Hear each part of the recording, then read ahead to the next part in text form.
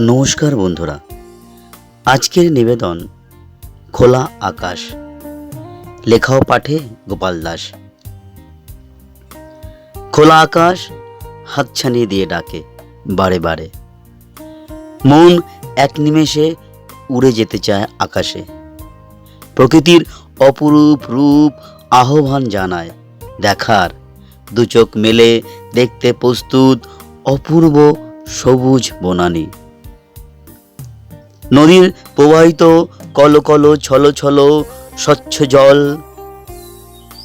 নদীর তীরে আসার আমন্ত্রণ জানায় আপন ছন্দে।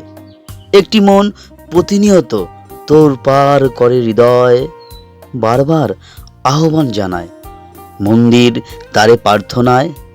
জীবনের হাজারো কাজের ভিড়ে ছোটাছুটি, জীবন সংগ্রামের ব্যাকুলতা আকুলতা ব্যস্ততা বেঁধে রেখেছে জীবনের বেড়াজালে কঠিন শিকলে।